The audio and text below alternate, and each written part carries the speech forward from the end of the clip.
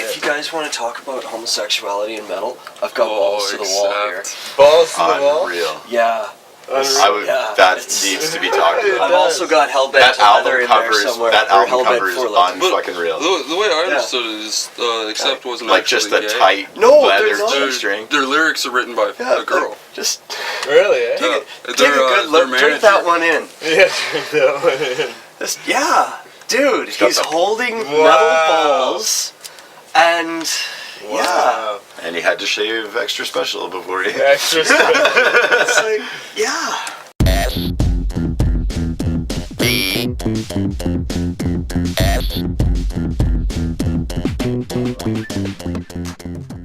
Welcome back to your indie music show, SBS Live this week. I am your host, Jer from SBS, and we're going to continue on with where we left off last week. As you can see from the earlier clip, we're going to get right back into the metal panel here done at SBS HQ.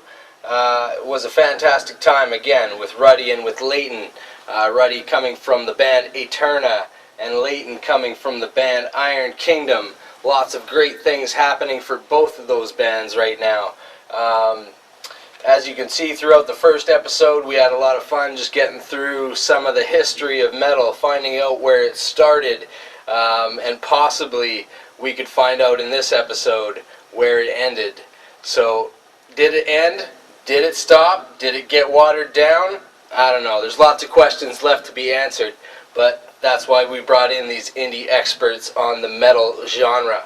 So once again, want to thank you guys all for joining us here today on the metal episode. We will have lots of things going for you this episode. We'll make sure that we've got music for you from both Iron Kingdom and Aeterna for you once again. In addition to that, we'll have an album review of the EP A Burning Desire by a band called SWAMI LUSHBEARD. How could I not like that, right? Like lush beard. I've got a lush beard. This is perfect. In addition to that, I also want to show you a clip from the upcoming video interview with Man-Made Lake that will be airing after the metal episode wraps up this week. So, yeah, that's it. That's all for me. We've got a lot of fun planned, and thanks again for sticking around. So here we are on SBS Live this week.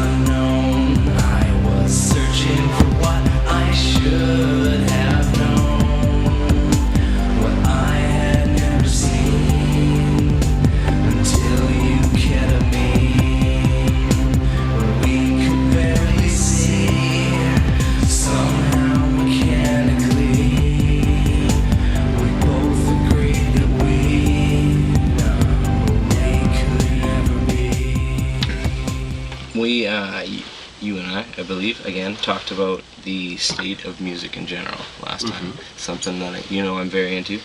But let's break it down a little bit further. What would you guys say the state of independent metal is right now? Oh, I'd say it's in a really good position right now, especially with the death of the music industry. Thank God. Okay. I think now that there's the internet, you can get your music out everywhere. I mean, I'm not covering anything that nobody's ever heard before. This isn't news to anyone. But you can get your music out there. You don't need to go through a record industry. You don't need to go to a company and say, here, please put out my music, and they'll pay you 2 cents on an album. You can print it yourself, you can put it out there, you can record it yourself. Yeah. That's what Aeterna's going to be doing soon. We're going to be recording our own album, and then send it off to someone else to be mixed and save thousands of dollars. A project I'm engineering, I'll have you know. Yeah. It's it's like we just finished our second album. No, I've already been setting it up. I've been over at Brad's. I mean, me and him are working it out. Yeah. Like, we just finished recording our second album. Yeah. And, like, we're completely independent. Like, You know, we're the only ones paying the bills, kind of thing. Yeah. Which is awesome because we never have to compromise with anybody. Right. Yeah. Creative freedom. What we want, we get. Yeah. Yeah. And I mean, that's probably pretty damn important to both you guys in terms of, you know, ever looking to be signed or ever do anything other than what independence is. You know, that creative freedom comes along with that sacrifice. Yeah, you know, it'd be nice to have somebody else pay the bills. Yeah. I mean, I heard a really interesting story about Tool actually when they were approached to sign their first record contract. They asked how much money they would get if they signed the contract that they were presented by the record company, and they said, you know, X amount of dollars. And they said, well, if we give back a little of that, can we have this creative control? And one by one they picked and chose, and they got everything that they wanted in terms of creative control. They said they were left with almost nothing in terms of money that they got for their contract, but they would get the distribution and use that to make money touring. But I mean, the guys from the band say that it's a 1,000-page book that their contract ended up being, and like, and you got to read those no one has one has the time, the legal money, like the effort to go get a contract that involving. You always end up getting jacked one way or another when you're trying to get your albums put out there. Absolutely. Which is where the independence is a huge godsend to bands like yours, and especially like mine, where nobody's really going to be touching us. We're just not that marketable of a band. We have a very niche audience, if an audience at all. Right, yeah. You mentioned, I think there was 5 or 6 people at that one show there in the house party there? Oh, 7. Yeah, sorry, I always forget. That's counting the band. Yeah. That's well, right, yeah. We're a 5-member band. I used to have a piece of paper up on the wall at a place where me and Jer lived of an article where Kirst Novoselic of Nirvana was recounting. Someone asked him, why does Kurt break guitars? And he was like, man, he'll do it whether a show is going really well or really, really badly. He's like, I remember one show we were playing to like 15 people in a gymnasium, and all 15 people were rocking and grooving so hard that Kurt just blew the living hell out of his guitar right in front of him. Like, I mean, there's something to be said for those small, intimate shows where it's you and just a handful of people, if you really get into it, right? We always go, like, we want a quality over a quantity crowd. Yeah. So the more energy they're giving back to us, or the more energy we can put out and they can give back to us and we can feed off of each other, the better the show's going to be. So if there's, if it's a packed room and everybody's just standing there looking at us, we're going to suck. Right. And musically we're going to be great, but we're the inspiration, the mostly going to be standing there like I feel like it's hard to get that right now. You know, it's really hard to put yourself out fully when everybody's just staring at you. I think that's when you most need to put yourself out. Yeah, well, you're really crazy. Yeah, really on stage, you're like pacing back. No, you're right, but that's not colorful. You're just saying you have to be conscious of it. I totally right? like you really have to put it into that extra gear, but you have to be aware of it, right? Andrew Wood was his name, right? Yeah. I mean, reading stories of Andrew Wood back in the day. That's the dude from Monte Loco? Right. Yeah. They say that every time he played to 50,000 people.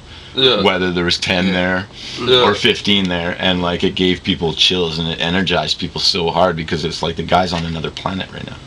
Yeah. Where are you? I think that's what when you're playing music, that's what I always go for, is just not to ignore the audience, but to not necessarily be conscious of it. But you are performing too, right? Like they are there to see you perform, so it's okay to almost like look past them or to be in a zone, with them. Right? And like I'll pick out a couple people in the audience that'll really if they're really going, I'll kind of stand in front of them.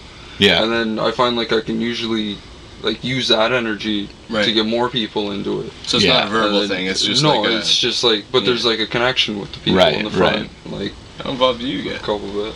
You ever had those jumping right into the crowds with the mic moments, or how does that work? Oh man. More than you can count? Yeah. We kind of briefly brushed over a band that I used to play in Tard, and there were many times. We're talking about like live shows. Those shows were absolutely nuts. Okay. We're broken bones. Yeah, you mentioned beating all sorts of weird stuff, and that was almost to a point where we ignored the audience, but the audience even got involved sometimes. Where we had a wheelchair one time, and a friend of ours grabbed the wheelchair from the mosh pit. We had 2 wheelchairs in the mosh pit, and just gave them to the audience to get into it. Yeah. One guy brought the wheelchair onto the stage, insisted that we throw him or wheel him off of the stage. He was thinking that he would just ride it out like a skateboard trick. Yeah. And that didn't really happen. No. Yeah. He kind of, I mean, you can imagine what would happen. The one wheel stayed on, the back wheel stayed on the stage. He went forward. Wheelchair landed on top of him. He jumped up, grabbed a crutch, which we also provided to the audience. Right. That's nice of you. Running around with it, and it was perfectly fine. So you provided the tools to break yourself, but also help yourself get out of there if you needed. Right? Yeah, exactly. He's a father now.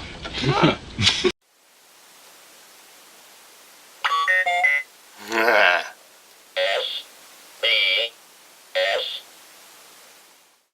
I remember my one and only wheelchair concert experience that I had, which was you were there. Yeah, when the wheelchair up on stage. Lollapalooza 2003, I think, in Seattle. Yeah. And 2 different times. Was it Cornell? There was 2 different times. The first time, which was fairly impressive, not really amazing, but like this guy in this wheelchair from the very back of the crowd is like, "Put me up!" Yeah, he wanted to get up on top, crowd surf. Yeah, so we're way back, but we're watching this wheelchair just tumble over these people all the way to the front of the stage, and Incubus is playing at the time, and Brandon Boyd is like, that's one brave motherfucker right there, kind of thing, as he's, tumbles over the edge, they wheel him off and around back. And then, a couple acts play, good stuff throughout the day, lots of different stuff, but Audio Slave comes on later on that night, and this guy gets super pumped up again, and same thing, put me up, so over he goes, tumbles all the way through, and Cornell is like, okay, I saw you do this at the Incubus show already. Get that motherfucker up here on this stage. Absolutely. He was screaming at security. Yeah. So get him up here right now. Parked him like right there. Cornell's here and just right there. They're right next to for the rest of the show. I mean, Cornell and System, I'm saying like right next to him. Not a bad deal. The whole time. Yeah. Pretty cool. But I guess they work out okay. Yeah. Yeah. In terms of where you are, Vancouver, is that the best place for metal right now, or? Where else would you go? Europe. Okay. If I could. Right. Yeah. I'd go to Europe. Any specific spot? Like, is there like? Doesn't really matter. Okay. They're Germany. Germany. Rabid metal Sweden. fans over there, eh? Yeah. There's a lot of metal coming out of Sweden. Yeah. And a lot of my favorite metal coming out of Sweden. Okay. Like I love Monomar. Right. They're from Sweden. I think Hammerfall's from Sweden. Does it get pretty international for you too? Like, is it? I like bands from all over. Like, I love Swedish death metal especially, which was a huge movement in the 90s. Mm-hmm. Like At the Gates, Entombed, Dismember. Right. Dismember. There you go. Quick reference. Yeah, quick reference. Put it away. Yeah. And they were like, they took death metal and gave it a really high mid-range kind of tone, whereas like American death metal was more like just scooped guitar tone, and now we're getting into tones, and that's a huge part of metal. Yeah. But yeah, Swedish death metal like introduced a lot of melody into death metal, which is really prevalent in a lot of new extreme metal. It seems like that's important to both of you guys, though, in what you do. Like, I find a melodic element of both. I love Opeth. Yeah, Opeth, the Pink Floyd of metal. Yeah, they'll go like, it'll be like straight up death metal, and then like with a flick of a switch, all of a sudden it's like jangly guitars, and like their singer, I've always said he screams like a demon, sings like an angel. Right. Like he's got a wicked clean voice. But that switch is kind of cool to see flipped in front of you too. Yeah, especially it's absolutely wicked. I mean, you guys talked about Mike Patton last time when we had Ruddy over here. That's another perfect example. We could have a whole new episode. Yeah, on absolutely. If only he was metal, we could talk about Mike Patton. Yeah, he doesn't count at all. Like, yeah, well, hey, wait. There is the connection. He's of got to be King able to fit in there Buzzo from the Melvins, and also Dave Lombardo of Slayer.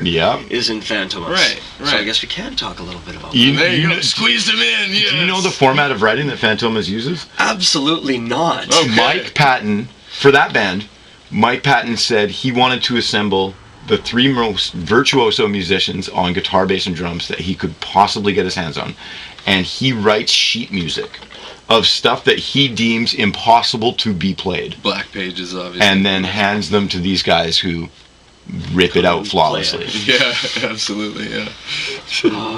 So it's played like classical sheet music, the way that they perform. I mean, it's very rigid, but it's super powerful. Yeah, I can't imagine how somebody would play anything off of, like, say, Suspended Animation, which is like death metal mixed with Looney Tunes. Right.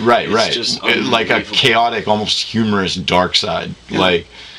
But I listen to that album constantly. It's not something that I listen to as a novelty. It's a fantastic album. And there's not another album like it, and there won't be. No. He's been quoted as saying, like, that album exists, and that's quite enough.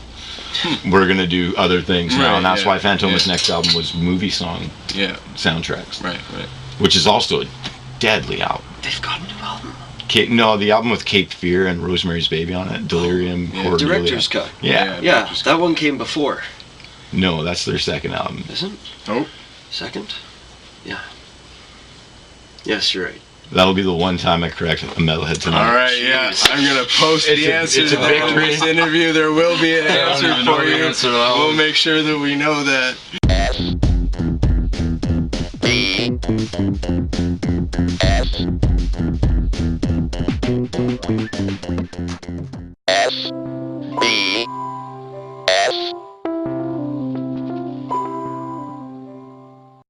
So a few words about Aeterna. Things going really well for them. Things are moving quite well with their brand new recording. And Ruddy, as far as we know, is heading into the studio this week to actually put vocals to a finished instrumental track from Aeterna. So lots of good things to come from them.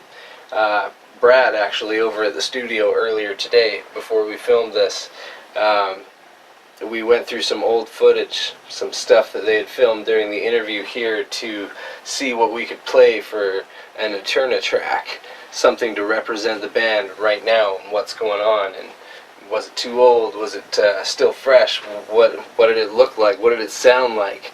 I'm happy to say we found something awesome once again. So we're going to preview a track for you, something that's not on the EP that you can find from Aeterna. This is a song called Ruins of Gold, and this is, I believe, the first known documented performance of this track, so enjoy here on SBS Live this week.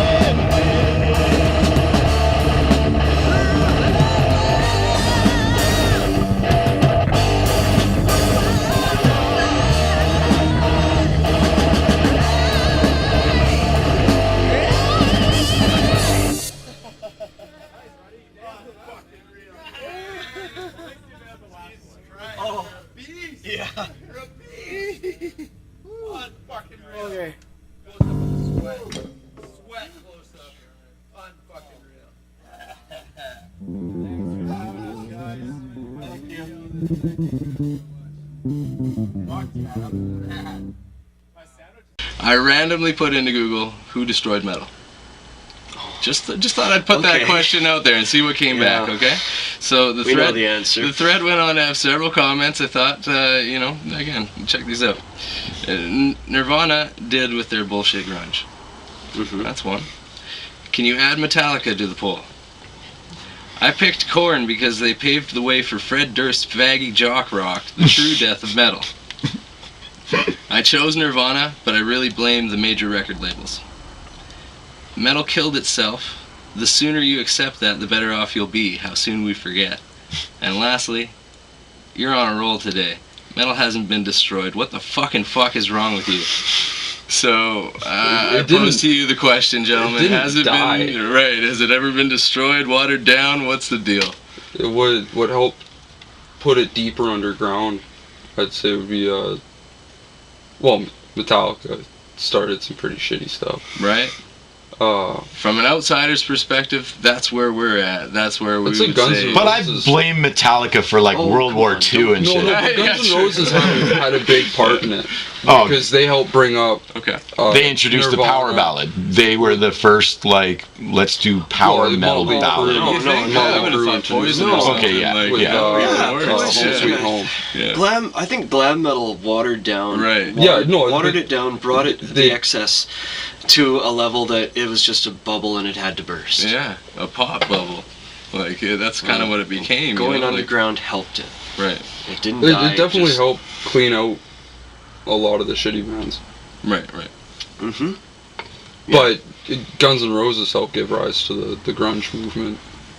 Whatever you really classify. Well, yeah, it enraged Kurt Cobain so badly that he had to go distort a guitar and smash it to pieces in front of people to get their attention. It's nice that metal can affect people in such a deep and profound way. I know, I was looking at these comments and I'm thinking, really, wow, this is a kind of a shallow pool, really, but, everybody's entitled to their opinion. Exactly, and, to each their own. I figured I'd throw that last one in there because I figured that would be the one you most agreed with. Like, what the fucking fuck is wrong with you guys? Like, come on. I absolutely agree with that last comment. Metal never died. It went underground. It's not dead. It just got buried. Right. Which is fine. It's better underground. It's a fringe kind of music. It allows for more creative control by the artists. Yeah, exactly. To not be signed. And the people that are drawn to you again are those people that they're not just standing in a club. They want to be there. They don't want what. Well, it's not that they don't want what everybody else wants, but a lot of people out there are really stupid. They'll believe whatever they're told. Okay, they just want, who the hell cares about the Kardashians and shit like that? Like, why are those people famous? And Yeah, there you go. I pay attention a little bit to mainstream media. But you can't buy something at 7-Eleven without finding out 12 facts. True, yeah. Apparently, Chris and Bruce Banner are getting divorced. Oh. Who? Okay, I didn't know that one. I didn't know either, honestly. Yeah. I bought energy drinks twice today. I was forced to look at that article for about 15 minutes while a chick at 7-Eleven wandered around before she decided to bring in my 2 products. That's why I like walking around with my head in the underground. Yeah. What about, metal, and look at this now, it's always worn. You know what I mean? Like, I've always found metal people really supported by wearing it, either through their clothing style or just the way that they carry themselves. Yeah, all they really wear are band shirts. Can you see these guys coming from a mile away, though? Like, is it easy to recognize an Aeterna fan and an Iron Kingdom fan? Like, that these guys are definitely going to like this kind? I'm just wearing this shirt to advertise my band. Okay. Shameless plug. Shameless plug. Love it. Get up. You just love these guys? Get up. Do it. I love these Let's see the text. See the text. You got one right there, brother. Unreal. Let it rip, brother. Shameless plug. Shameless plug. Metal brings a style. Metal's got a style. It's got the leather jackets and the t-shirts. Right, there are some kinds of music that have a style, for sure. Like, almost all styles. Like hip-hop is very style-oriented. Metal, very style. Like punk. There's a lot of style in that. Like indie rock, like all that, like everything's got They've all got an aesthetic. Yeah. There's an imagery. Yeah. But a lot of times it's set by the bands. I love watching the bands that completely break those aesthetics. Examples? Examples? Oh God, Darkest Hour. Although I don't really like the band when they first started up, they were just Well, they were flannel shirts and grungy and like didn't really care about the whole metal look, but played very fast, intense Swedish style death metal. Yeah. And I That's don't know. why we gave you your now, own camera right there, you know? Like, it was God, yeah. great, sweet. Yeah. Hopefully you got the cloud.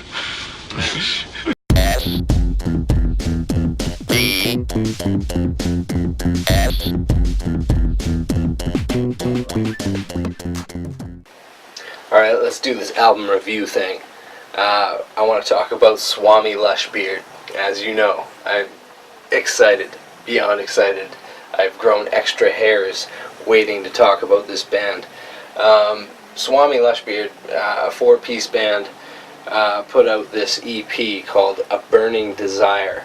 It's a 3-track EP that was sent to us, and we have digested and eaten and listened to again, and come to the conclusion that one of the best parts about this 3-track unit from this band is really the accessibility of it all. And what I mean by that is whether or not you're a classic rock fan, you're an indie rock fan, you're an alternative rock fan of the late 90s, or just a straight ahead rock fan, progressive rock, there's elements of all of these different styles within the EP from SWAMI LUSHBEARD, and it's definitely worth checking out. Lead vocalist and guitar player Don Sprules has written some excellent songs along with these other guys.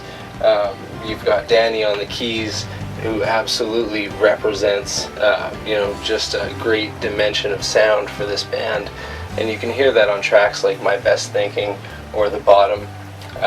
Same thing with Ian, you can hear the drums on something like My Best Thinking, or even the very first track, Stay Lost, which is just an absolute pounding tribal beat mixed in with these melodic guitar parts. So it's definitely something that has something for everybody.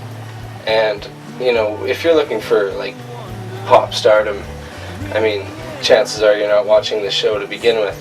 For the most part, we deal in rock, and though we encourage all genres, we've yet to see the pop superstar walk in here. So you get more of the bearded, the SWAMI LUSHBEARD, the SWAMI LUSHBEARD in this kind of studio. So again, is the EP worth listening to? Completely. It takes you on a musical journey that really kind of explores all the dimensions and all the avenues that are in rock, but they bring it in a way that unites them, and that's what makes them new, and that's what keeps the sound current. Because at first I identified with sounds that sounded to me like the vocals of Incubus or the harmonies of something like Alice in Chains, but musically mixed in with, alternative meets like Dream Theater-ish kind of Marillion progressive rock kind of stuff. There's a lot of dimension of sound, a lot of levels, a lot of layers, and definitely a lot of parts and complex pieces within each track. So if you're looking for something that's going to keep you listening, if you're looking for something that's going to keep you interested, these 3 tracks will do it. It's absolutely short, sweet, and worth the repeat. That's said simply. That's just the way it is. SWAMI LUSHBEARD have put together an EP with A Burning Desire that is absolutely worth going and checking out. So I fully recommend you do that the minute you can.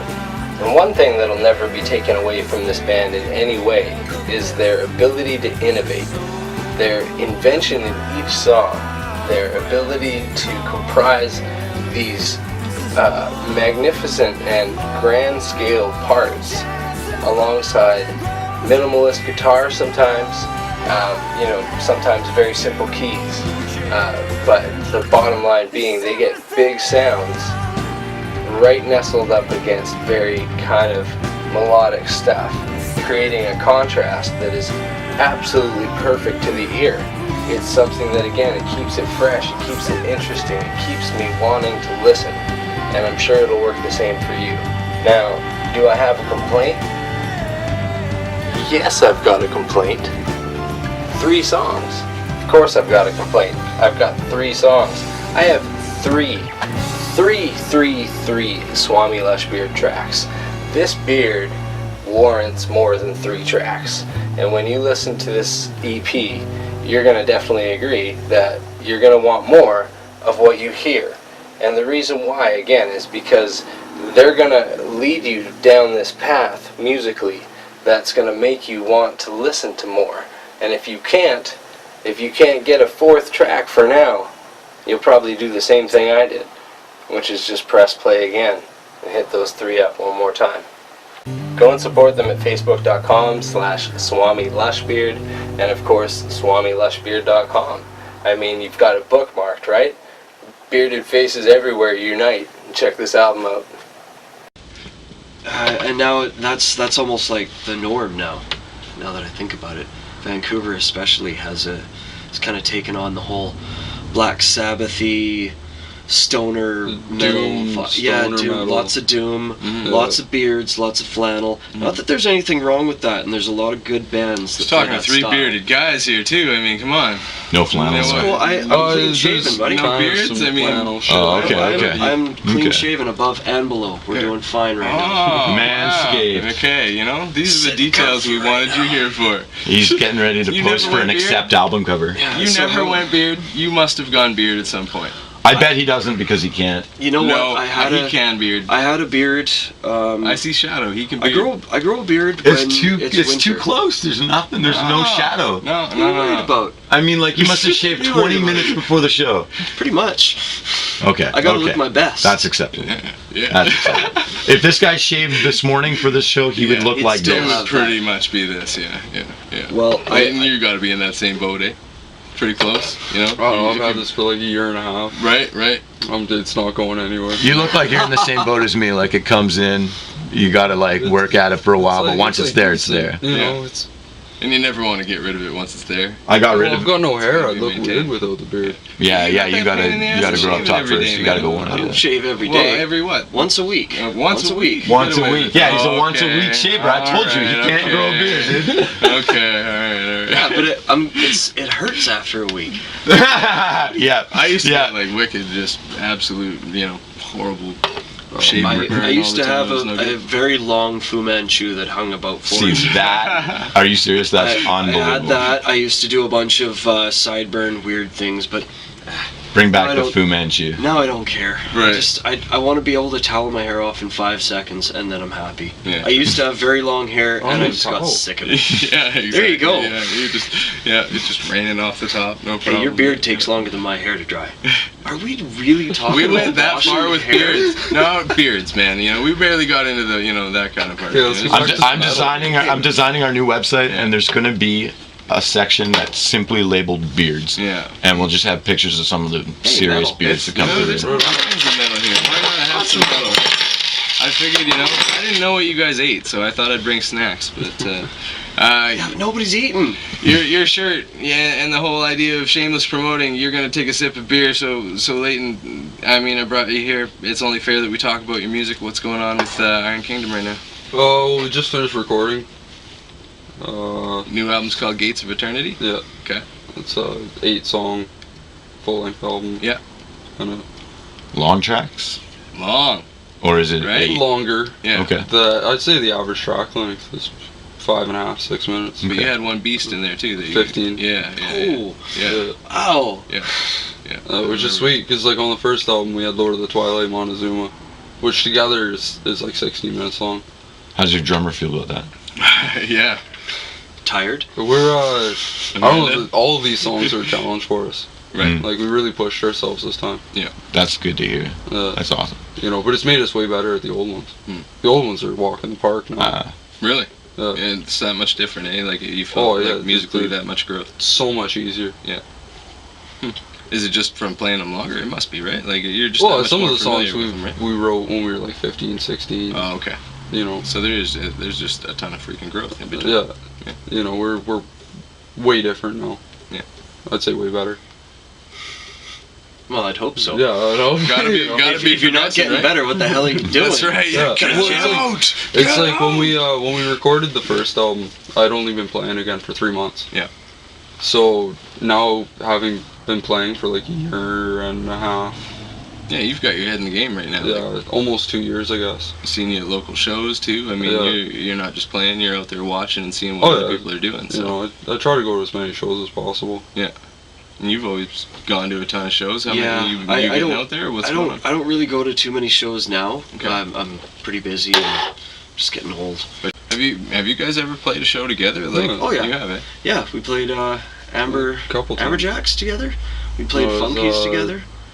Jolly Max. Jolly Max. Right. There we go. And then we played Funkies together. Played 2 or 3 times. I think 2.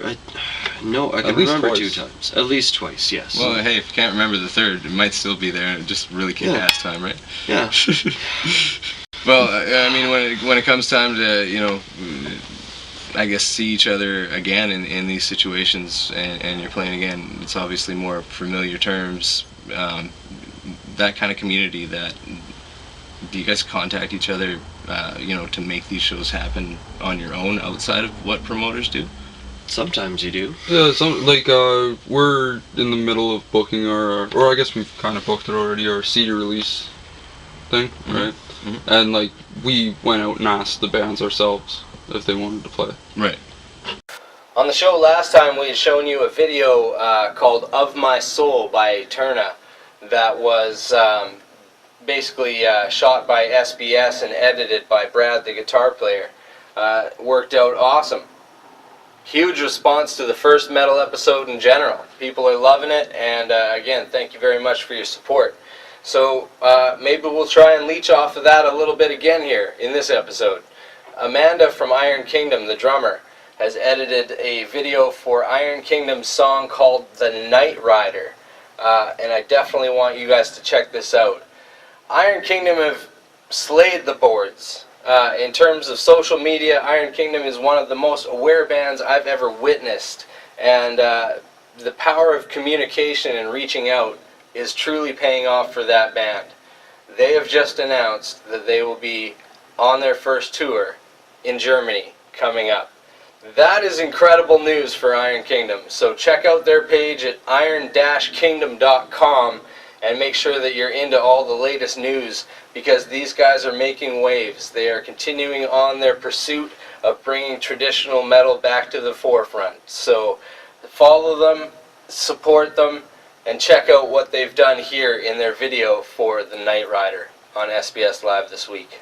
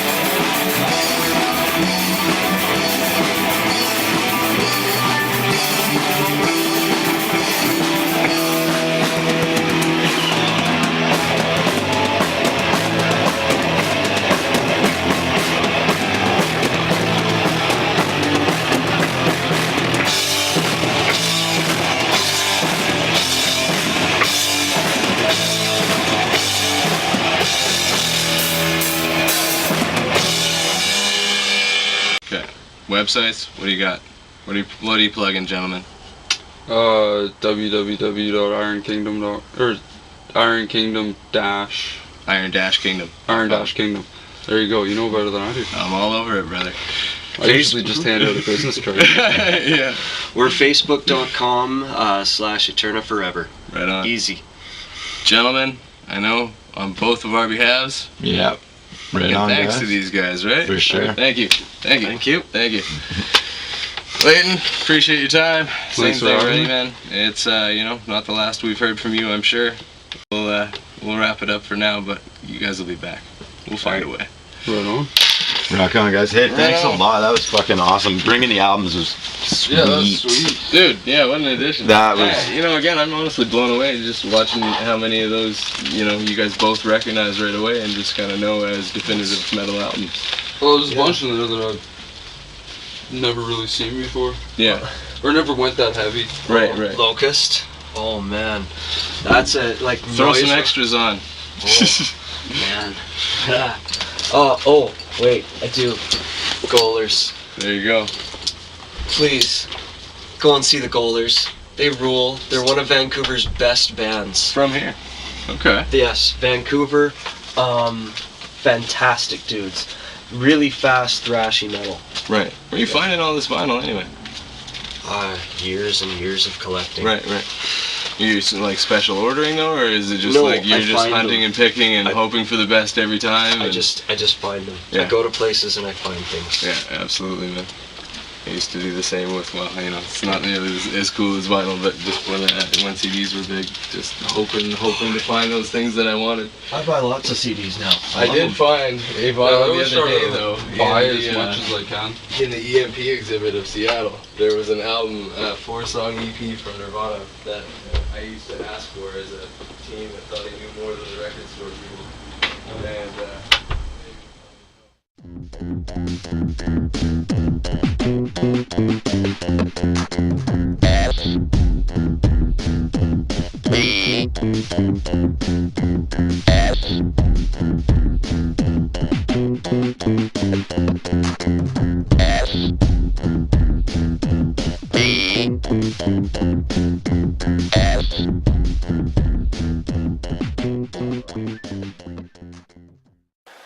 And another extreme thank you to Leighton from Iron Kingdom and to Ruddy from Aeterna for being here with us for the SBS first panel genre thing that we've ever done. It was a tremendous success. Hopefully we see the same results in part 2. But for part 1, just absolutely phenomenal. Great response and something that we'll certainly visit again with other genres down the road. And we'll make sure to keep bringing personalities as lively as Ruddy and Leighton so that you guys are entertained. Lots of things that I want to cover before we go here today. In addition to thanking the bands for letting Ruddy and Leighton go to be part of this panel episode, I also want to thank the album review band SWAMI LUSHBEARD for just bringing a smile to my bearded chin and putting out a fantastic EP, solid 3 songs. Again, go and check them out and support them.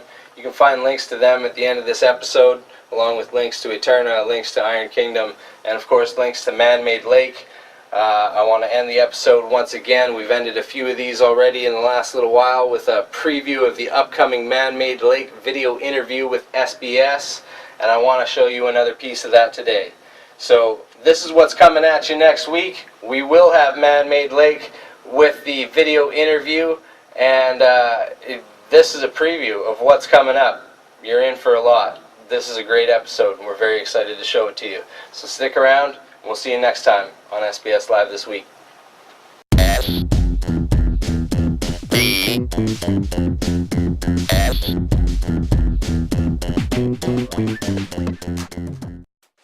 Colin and I really enjoyed our talk in the SBS Island Adventures.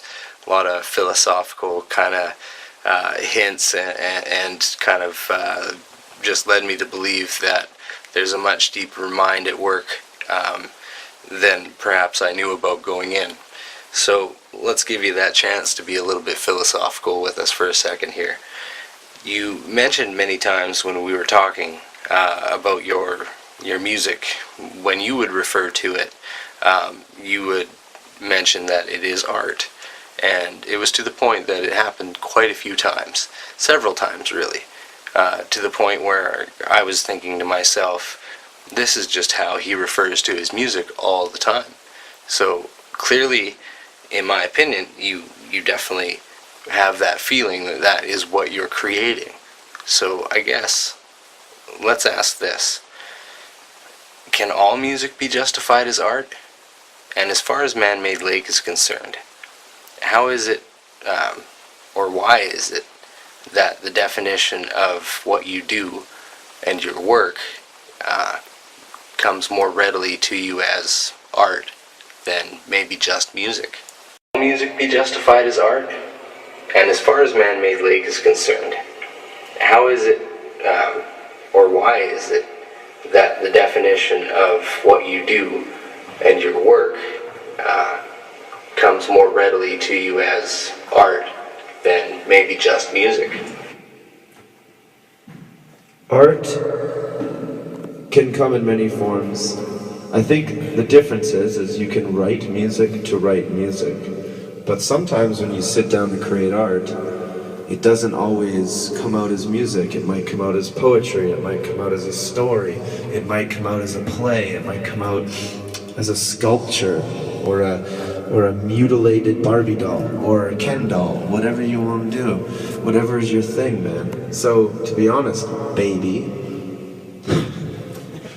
art comes from deep within, and if it so happens to come out as music, then that is how it is defined as art.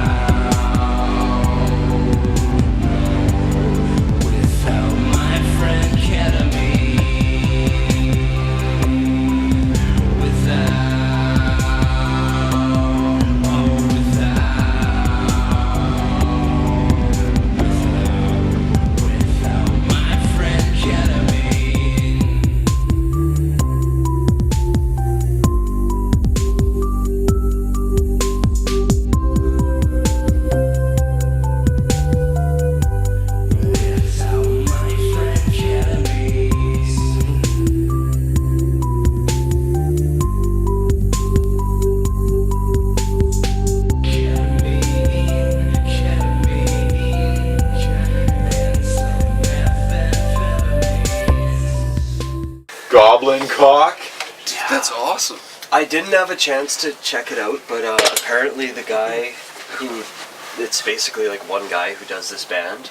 Goblin cock? Goblin cock. And Is he's Lord some Phallus, well-known Ass Powder, indie King rock guy. Sith, And he just kind of does this. What else on does the he side. do? Do you know? I don't know. I didn't have a chance to research it, but if you looked up Goblin cock on Wikipedia... I don't know if I'm comfortable typing goblin cock in on an internet search engine.